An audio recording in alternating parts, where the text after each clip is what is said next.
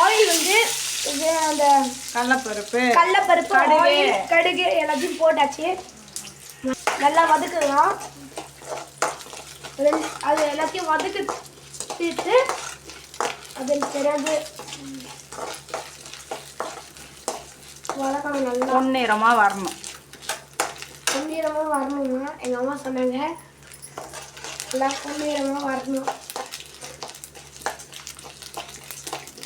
வந்த உடனே முந்திரியை தூக்கி தலையில் போடணும். முந்திரி தூக்கி தலையில் போடணுமா? போட்டாச்சு தலையில். நெக்ஸ்ட்டு இந்த கருவேப்பிலை காஞ்ச மிளகா எடுத்து போட்டுக்கணும். போட்டு அது பெருங்காயம் தூள். ஓகே, அந்த முந்திரி தேங்காய் எல்லாத்தையும் போட்டு வதக்கணும். ஃபர்ஸ்ட் இறக்கி வச்சுட்டு தேங்காய் வதவும் வதக்கிட்டு சாதம் எடுத்து போட்டுக்கணும். காஞ்சந்தான் போடணும். அதுக்குள்ளே போட்டிங்கன்னா சாதம் புஃப்னு ஆகிடும். ஓகே, நல்லா கலரி விட்டுக்கோங்க. அதுதான் தேங்காய் சாதம் ரெடி.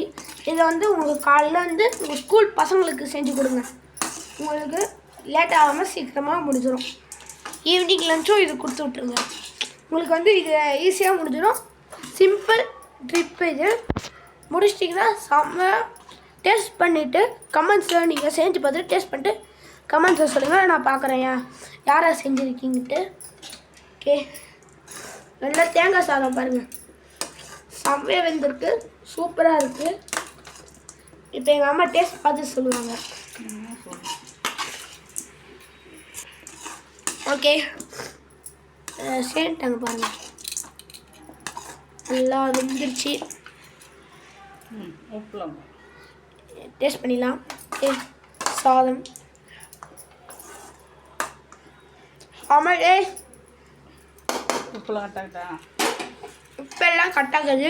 செம்ம டேஸ்ட்டாக இருக்குது. எங்கள் அம்மா செஞ்சது